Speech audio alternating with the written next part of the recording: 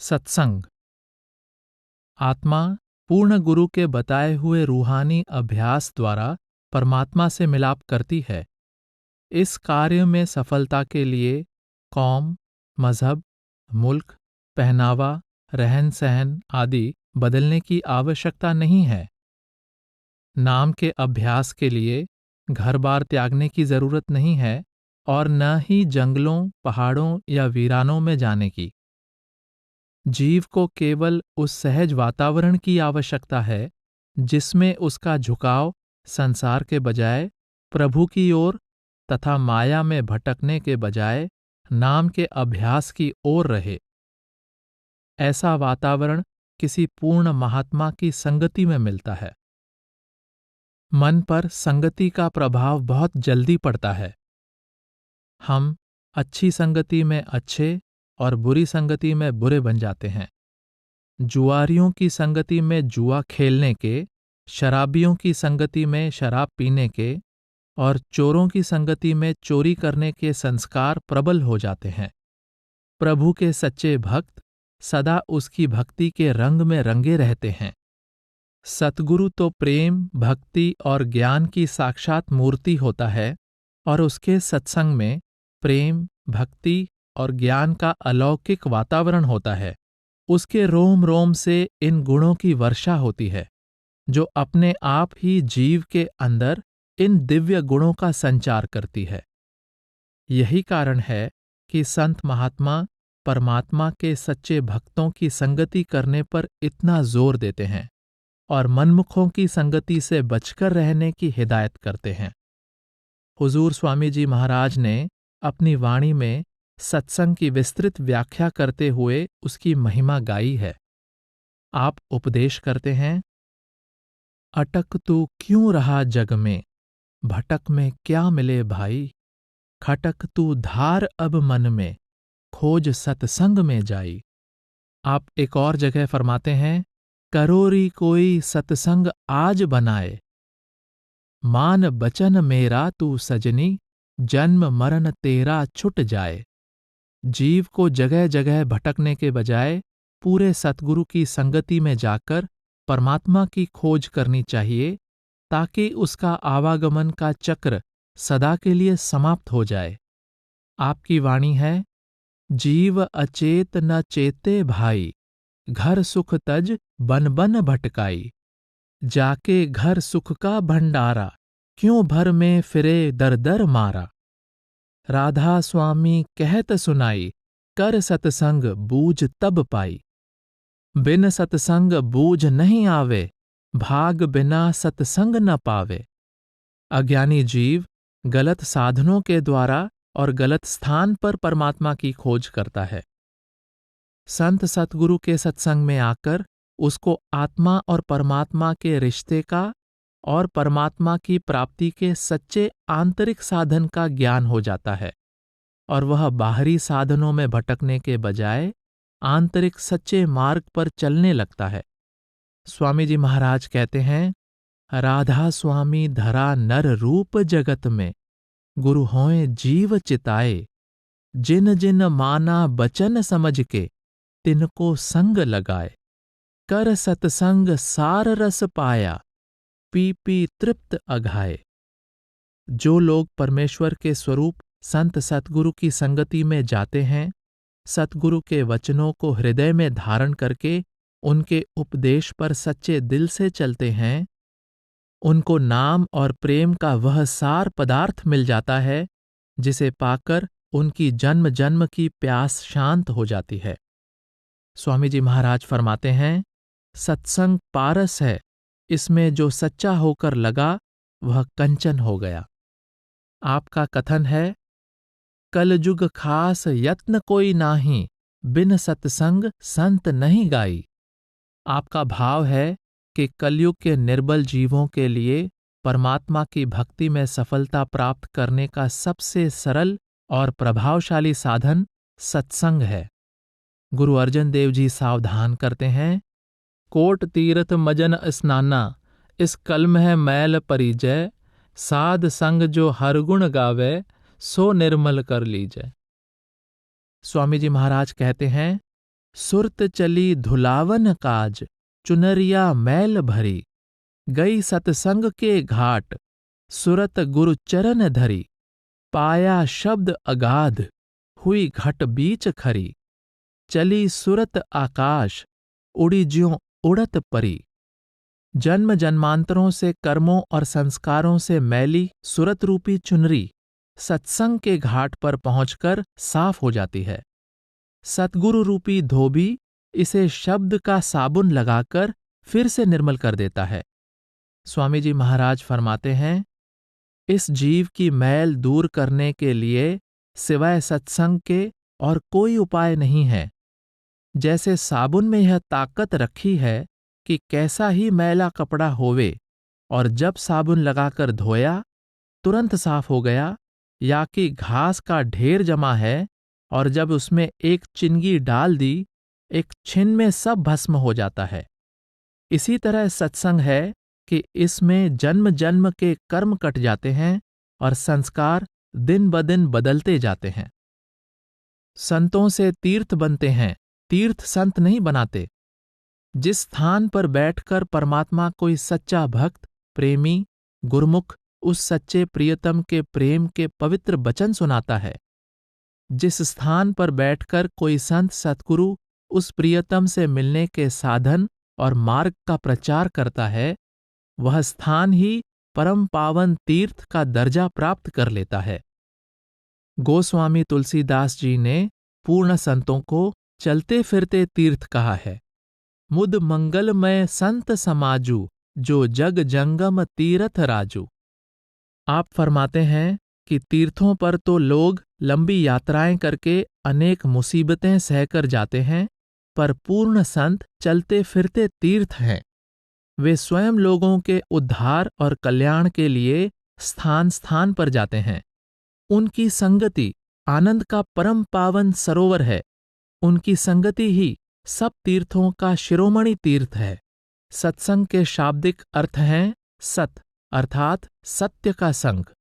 सत्य वह है जो सदा एक रस, एक रंग, एक रूप रहे, जो निश्चल और अविनाशी हो और अपना आधार आप हो।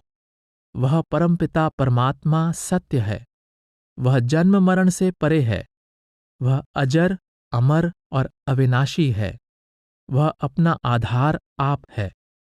शब्द या नाम परमात्मा का निज रूप है, इसलिए वह सत्य है। सतगुरु देहधारी शब्द या देहधारी परमात्मा है, इसलिए वह भी सत्य है। स्वामी जी महाराज फरमाते हैं, सत्संग सच्चा, सतगुरु सच्चा, नाम सच्चाई क्या कहूँ गाए। नाम भी सत्य है और संत सतगुरु भी सत्य है। इसलिए पूर्ण संत की संगति करना सत्य का संग करना है। अंतर में अपनी लिव परमात्मा से लगाना भी सत्य का संग करना है। स्वामी जी महाराज ने संत सतगुरु की संगति को बाहरी सत्संग और शब्द से ध्यान जोड़ने को आंतरिक सत्संग कहा है।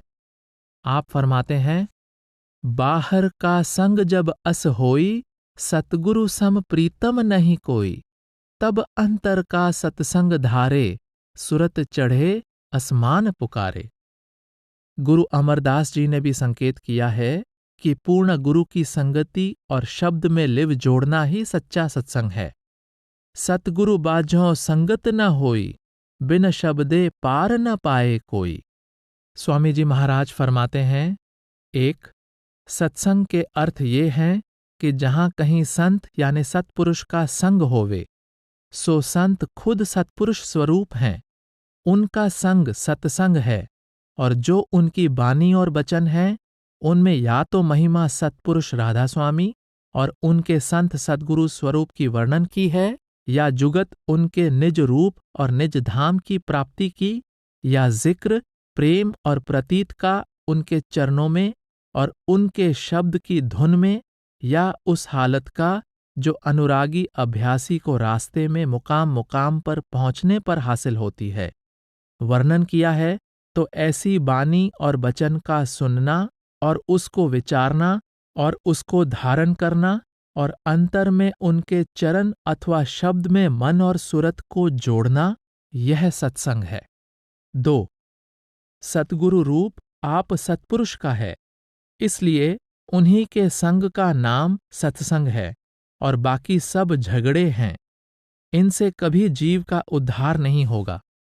सार बचन राधा स्वामी छंदबंद में भी आप फरमाते हैं, सत्संग किसको कहत हैं सो भी तुम सुन ले, सतनाम सतपुरुष का जहां कीर्तन होए। गुरु नानक देव जी ने भी कहा है कि सत्संग में केवल शब्द यानी नाम के अभ्यास की ही महिमा की जाती है। सत्संगत कैसी जानिए, जिथै एको नाम बखानिए। स्वामी जी महाराज सावधान करते हैं, जहां कहीं सत्संग में किस्से कहानी और लीला पिछलों की वर्णन होवे या सिर्फ बैराग पर जोर दिया जावे और अंतर का भेद या जुगत मन के स्थिर करने और चढ़ाने का कुछ जिक्र भी न होवे, तो संतों के वचन के अनुसार उसका नाम सत्संग नहीं है।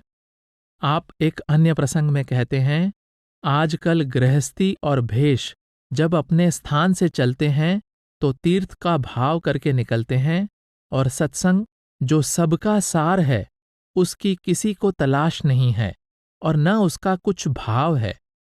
और जिसको कि वे लोग सत्संग समझते हैं वह असल में सत्संग नहीं है। सत्संग सतगुरु के संग का नाम है, और जहां किस्से कहानी, लड़ाई झगड़ा और विद्या की बातें होवें उसका नाम सत्संग नहीं है।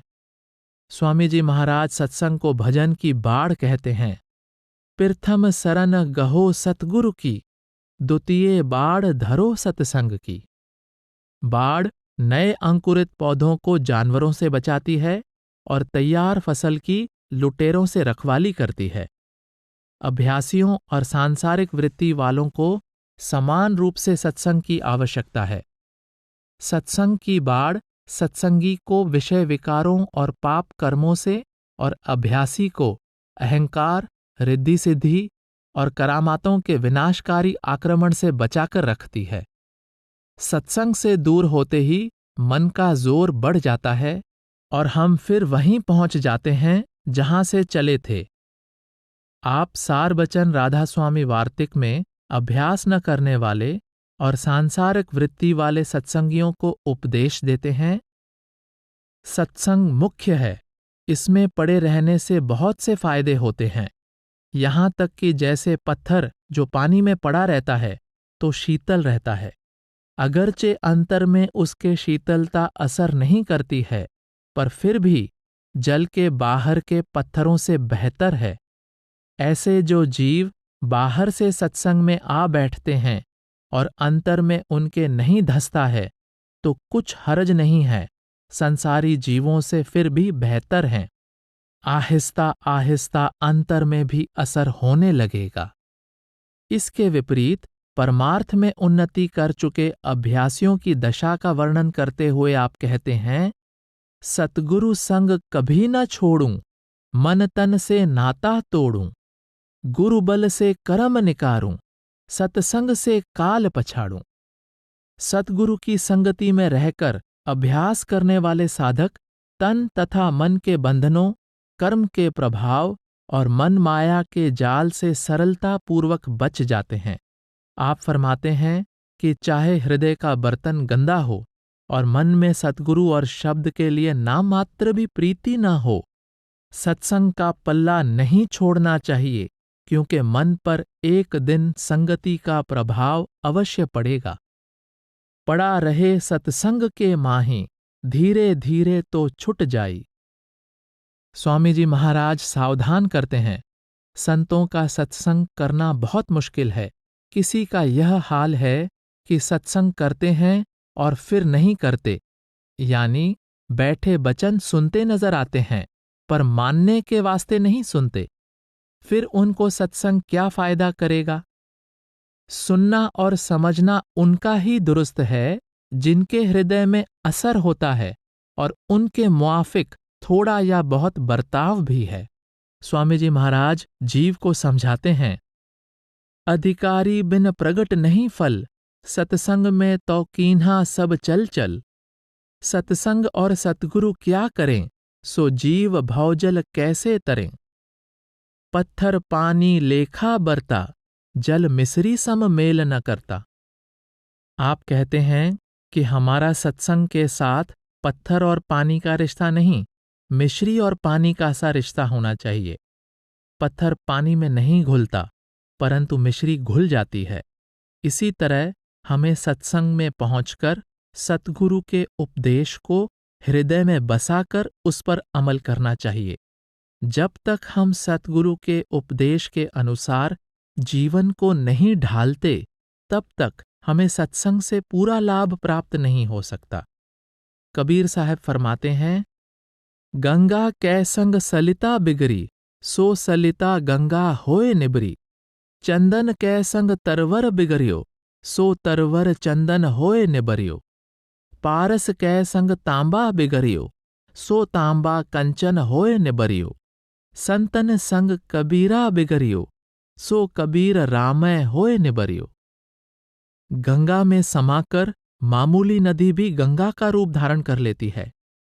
चंदन की संगति में रहने वाले हर प्रकार के वृक्ष चंदन जैसे हो जाते हैं। पारस की संगति में पहुंचकर तांबा सोना बन जाता है। इसी प्रकार मैं यानी कबीर संतों की संगति द्वारा संतों की ही तरह परमात्मा का रूप बन गया हूं।